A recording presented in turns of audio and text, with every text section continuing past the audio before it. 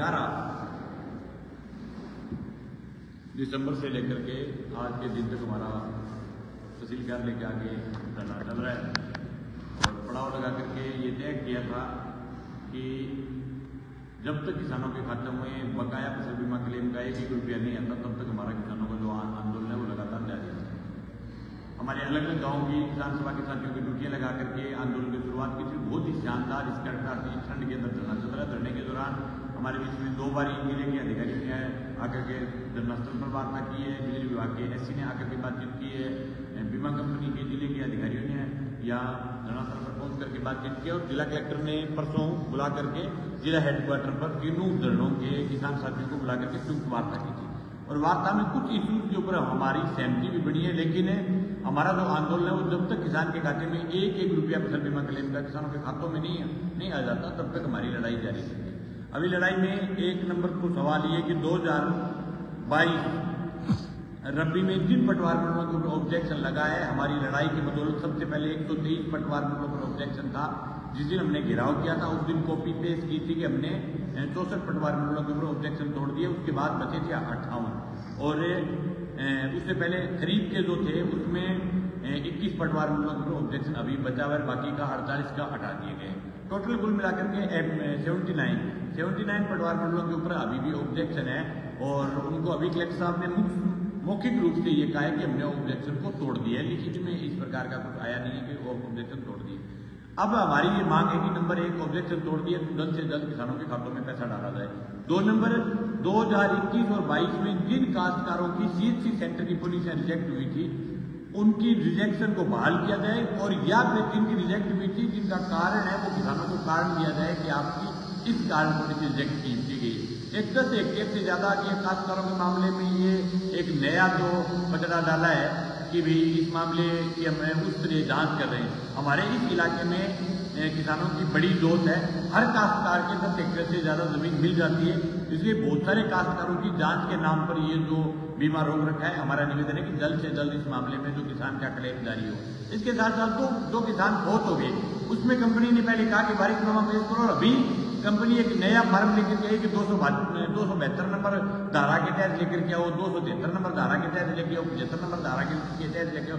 इस प्रकार से एक कंपनी जो लगातार अड़चन डाल रही है, इसमें हमारे इस मामले में सरलीकरण किया जाए और जिन काश्तकारों ने वारिस जारी करवा लिया है उन काश्तकारों का जल्द से जल्द फसल बीमा क्लेम जो है वो जारी कर किसानों के खातों में डाला जाए। इसके साथ साथ 2023 खरीफ का फसल बीमा क्लेम जारी किया जाए, ये हमारी नई मांग है। इस मांग को लेकर के 8 तारीख को बड़ा हमारा 5 तारीख का कार्यक्रम था, 5 तारीख को कोर्ट की कुछ इश्यूज होने के कारण 5 तारीख को हमने कार्यक्रम को 2 दिन बाद 8 तारीख को कर रहे हैं।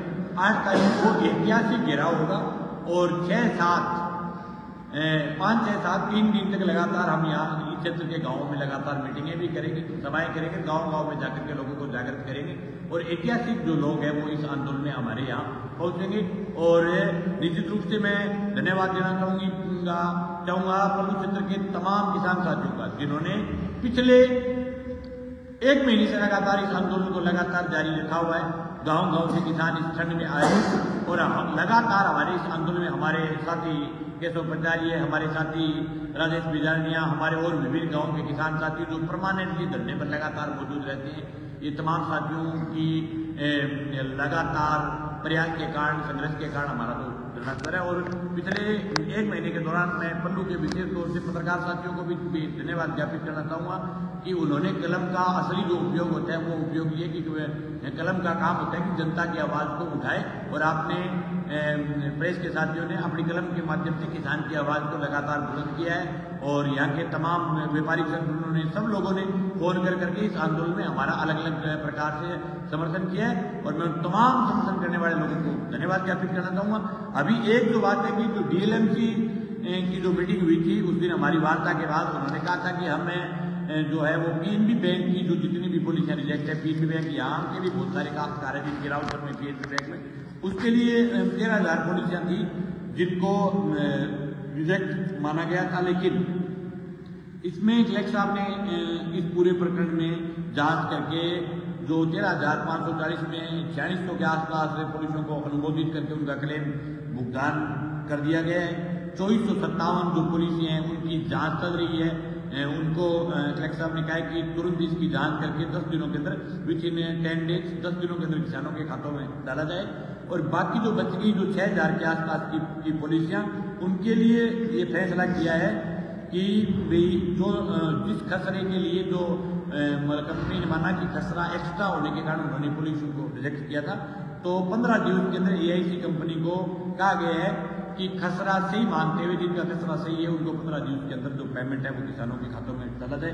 तो ये हमारी ऐतिहासिक जीत हुई है। इसके कारण हम सिर्फ एक PNB बैंक मदरपुरा का धरने को हमें अभी समाप्त करेंगे।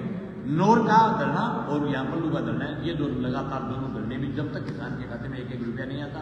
2023 खरीद का क्लेम जारी करो, 2022 के जो पटवार मंडलों के ऊपर जिनके ऊपर ऑब्जेक्शन है उनके तुरंत ऑब्जेक्शन हटा करके किसानों के खातों में डालो। इसके साथ साथ रिजेक्ट पॉलिसियों को बहाल करो और जिनका बाउंस क्लेम है वो किसानों के खातों में डाला जाए। और एक विशेष जो महत्वपूर्ण मांग है वो है कि किसान की कुर्की पर रोक लगाई जाए। अभी भी मेरे पास पल्लू क्षेत्र के बहुत सारे काश्तकारों के लगातार फोन आते हैं। अब पूरे इलाके में बरसात नहीं होने के कारण फसलें जो है लगातार तबाह होती जा रही है। परसों एक आंगल के आसपास की रिपोर्ट आई थी, गांव में कहीं एक आंगल कहीं आधा आंगल बरसात हुई है, बाकी पूरी फसलें जो है वो बिरानी फसलें पूरी चौपट है। इस दौर में जब फसलें खराब हो रही है, किसान आगे से बहुत मानसिक रूप से परेशान है। उस दौर में अगर कंपनियों के नोटिस आ रहे हैं, बैंकों के नोटिस आ रहे हैं, रोड़ा एक्ट में फाइलें आ रही है, ये बहुत खतरनाक बात है। हमारा स्पष्ट आदेश है किसी भी किसान की कोई भी सूट में 1 इंच जमीन नीलाम नहीं होने दी जाएगी। हमारा निवेदन है कि 8 तारीख के मतलब के दिन हमारी नीलामी पर पूर्णतया रोक लगे। एक भी काश्तकार की जो जमीन है वो नीलाम नहीं हो। इसके साथ साथ बाकी तो मांगेंगे किसानों को कुओं के ऊपर 6 घंटे जो है वो लाइट मिले। ये अभी भी पिछली वार्ता में कहा था कि हम देने का प्रयास करेंगे। कई जगह सुधार भी हुआ है, इसमें कोई दो नहीं, लेकिन फिर भी अभी भी कुछ गाँव में जो कट की प्रॉब्लम है वो अभी भी कट की जो प्रॉब्लम है वो लगातार गांव के अंदर जारी है। उसके अलावा आज भी पीने के पेयजल की व्यवस्था कई गांव में गड़बड़ाई हुई है। तो पेयजल से संबंधित भी हमारी जो मांगे, इन तमाम मुद्दों को लेकर के 8 तारीख को ऐतिहासिक घेराव होगा। हजारों लोग घेराव में पहुंचेंगे। हमारे साथियों की आज मीटिंग करके ड्यूटियां लगाई दी गई है और सब साथी इस मामले में मजबूती के साथ इस आंदोलन की तैयारी में जुटेंगे। बहुत बहुत धन्यवाद।